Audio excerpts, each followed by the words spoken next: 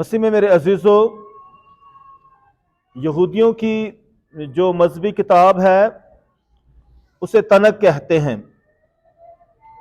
جیسے ہم اپنی کتاب مقدس کو بائبل مقدس کہتے ہیں، کلام مقدس کہتے ہیں، اور ان کی جو مذہبی کتاب ہے اس کے 3 حصے ہیں: تے سے توریت، اور نون سے نبیوں کی کتابیں، اور کاف سے حکمت کی کتابیں. اور آج کی جو پہلی تلاوت کی گئی ہے وہ حکمت کی کتاب سے لی گئی ہے، اور یہ کتاب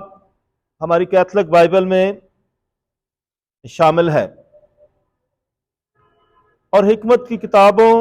کو سلیمان نبی نے لکھا. اس کے ساتھ اور بھی لوگ ہیں جنہوں نے حکمت کی کتابوں میں اضافہ کیا، لیکن حکمت کی کتابوں کا جو بانی مانا جاتا ہے وہ سلیمان نبی ہے. حکمت کی کتابوں میں امثال کی کتاب بھی ہے، زبور کی کتاب بھی ہے، ایوب نبی کی کتاب بھی ہے. اور حکمت کی کتابوں کی خاص بات یہ ہے کہ حکمت کی کتابیں یہ بتاتی ہیں کہ جو راست باز ہے اس پر کبھی سختی نہیں ہو سکتی ہے، اس پر کبھی جو ہے کوئی خدا کی طرف سے کوئی سختی نہیں آ سکتی ہے، کوئی مصیبت نہیں آ سکتی ہے، کیونکہ وہ تو نیک ہے. اور خدا کبھی سخت جو ہے راست باز لوگوں پر مصیبتیں لے کر نہیں آتا ہے. اور پھر یہ بات بھی ہے ان حکمت کتابوں میں کہ جو لعنتیں ہیں، جو مصیبتیں ہیں، جو موت ہے، یہ گناہ گاروں کے لیے ہیں. گناہ گاروں پر یہ مصیبتیں آتی ہیں. لیکن ایوب نبی کتاب کو دیکھیں تو ایوب نبی تو بہت نیک ہے، اس نے کوئی گناہ نہیں کیا ہے، بہت اچھائیاں کرتا ہے. تو مسیح میرے عزیزو، بتانے کا مقصد یہ ہے کہ یہ جو دکھ، تکلیف اور مصیبتیں ہیں یہ گناہ گاروں پر بھی آتی ہیں اور راست بازوں پر بھی آتی ہیں. اور یہ سب کچھ جو ہے خدا کے اختیار میں ہے کہ کسی کو دکھ دے، کسی کو سکھ دے، کسی کو مصیبت سے نکالے، کسی کو قید میں لے جائے، کسی کو رہائی دے. خدا کے اختیار میں ہے. اس لیے کسی پر دکھ تکلیف ہے، مصیبت ہے، بیماری ہے، تو کبھی یہ نہ کہیں کہ اس نے کوئی گناہ کیا ہے یا اس کے پچھلوں نے کیا ہے. تو اس لیے یہ خدا کی طرف سے امتحان ہوتا ہے، دکھ تکلیف، اور خدا اس کا اجر دیتا ہے. اس لیے ہم دکھوں سے، تکلیفوں سے، مصیبتوں سے مت گھبرائیں. خدا ہمیشہ ہمارے ساتھ ہے، اور وہ ہمیں اتنی ہمت دیتا ہے کہ ہم ان مصیبتوں کا سامنا کر سکیں. وہ اگر مصیبتیں دیتا ہے، تکلیفیں دیتا ہے، تو طاقت بھی دیتا ہے، وہ وسائل بھی مہیا کرتا ہے، وہ مصیبتوں سے نکال بھی سکتا ہے، وہ سب کچھ کر سکتا ہے. ضرورت اس بات کی ہے کہ ہم ہمیشہ اس پر بھروسہ رکھیں، اس پر توکل رکھیں، اور اس کے منصوبے کو جانیں، اس کی مرضی کو جانیں، اور اس کا رحم اور اس کا ترس، اس کی مہربانی طلب کریں کہ وہ آپ کو اس مشکل سے نکالے، اور وہ نکال سکتا ہے. مسیح میرے عزیزو، خداوند یسوع مسیح خدا کی طرف سے بھیجا گیا تھا، اسے یہودیوں نے قبول نہیں کیا اور اسے وہ مسیحا نہیں مانتے تھے. اور یسوع مسیح اس وقت جب ہم نے تلاوت جو کی ہے مقدس یوحنا کی انجیل سے، تو اس میں بھی وہ گلیل کے علاقے میں، یہاں بہت زیادہ تعداد ہے مسیح جو ہے یہاں لوگوں کی، کیونکہ یہاں بہت جھیل ہے اور یہاں لوگ بہت کاروبار کرتے ہیں. یسوع مسیح نے اس جگہ زیادہ منادی کی ہے کیونکہ یہاں زیادہ لوگوں کی تعداد ہے. لیکن اس کا مطلب یہ نہیں ہے کہ وہ ایک بھیڑ کے پیچھے نہیں گیا، وہ دور دراز علاقوں میں بھی جاتا ہے. لیکن اب اس وقت یسوع مسیح مقدس یوحنا کی انجیل کے مطابق وہ جلیل کے علاقے میں منادی کر رہے ہیں. اور یسوع مسیح یہاں جب منادی کرتے ہیں تو ہم دیکھتے ہیں کہ وہ گلیل کے علاقے میں نہیں جا رہے ہیں اور نہ کسی اور علاقے میں، لیکن اس علاقے میں وہ جا رہے ہیں کیونکہ اس کی جان کو خطرہ ہے، اس کے شاگردوں کو بھی خطرہ ہے. یسوع مسیح جب اعلانیہ منادی کرتے ہیں تو اس کو بھی خطرہ ہے، اور اس کے شاگردوں پر بھی مصیبتیں آتی ہیں، اور جو یروشلم والے ہیں وہ بھی اسی تاڑ میں ہیں، اور اسی انتظار میں ہے کہ یسوع مسیح کو پکڑیں اور شاگردوں کو بھی پکڑیں، اور سردار جو ہیں وہ موقع کی تلاش میں ہیں، لیکن موقع نہیں آیا ہے، وقت نہیں آیا ہے۔ اور مقدس یوحنا کی انجیل کی یہ بہت خوبصورت جو ہے، بہت ہی بڑا بھاری مضمون ہے وقت کا۔ وقت جو ہے یہ اس کا بہت بھاری مضمون ہے،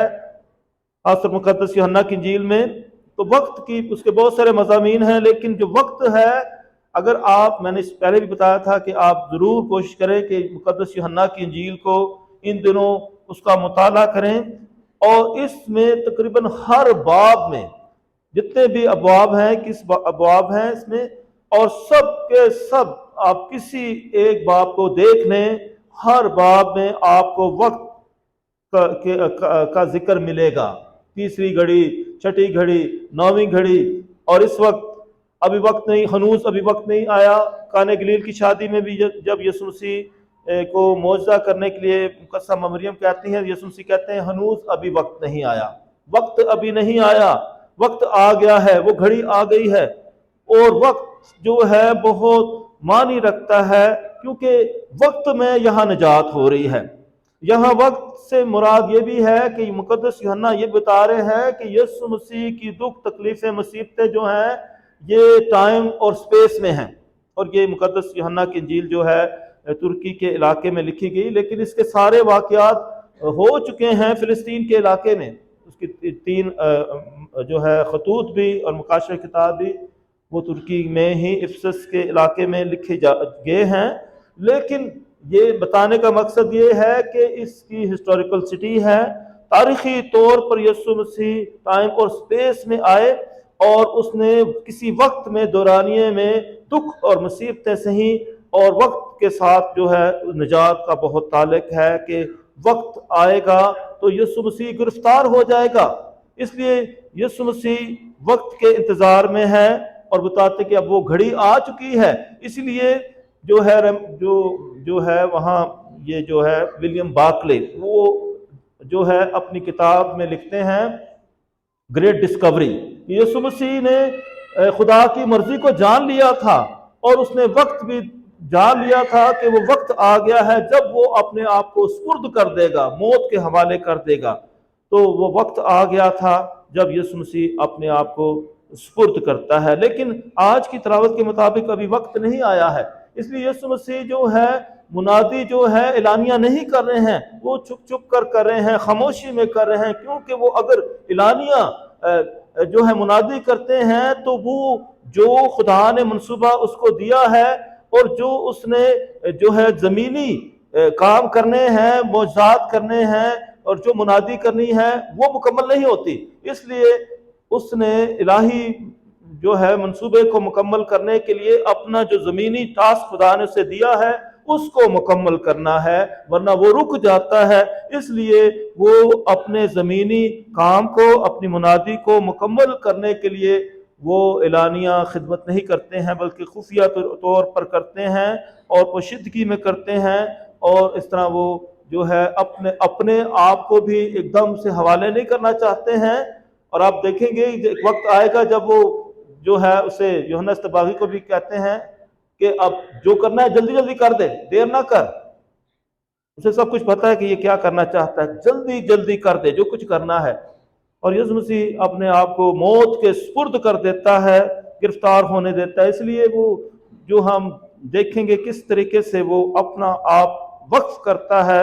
اپنا آپ دے دیتا ہے تاکہ سب نجات پائیں۔ اس لیے مسیح میرے عزیزو، آپ ضرور، میں پھر کہنا چاہوں گا کہ آپ ضرور مقدس یوحنا کی انجیل کا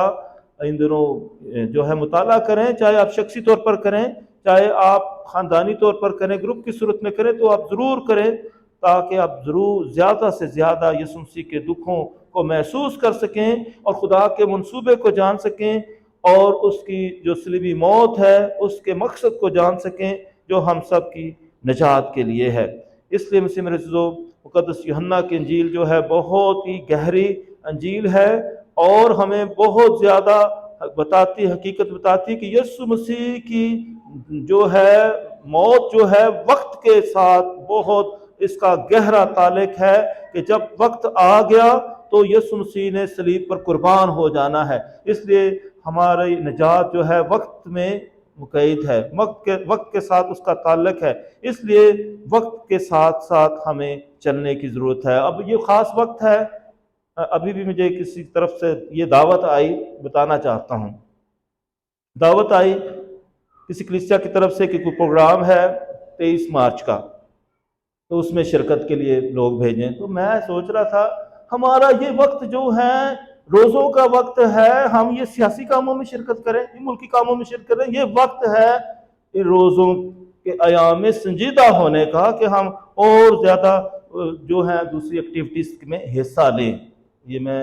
اس دعوت نامے پر اپنا تبصرہ کر رہا ہوں، تو میں بتانا کمنٹس دے رہا ہوں کہ یہ وقت ہے کہ ہم بھرپور طریقے سے ان روزوں کے ایام کو گزاریں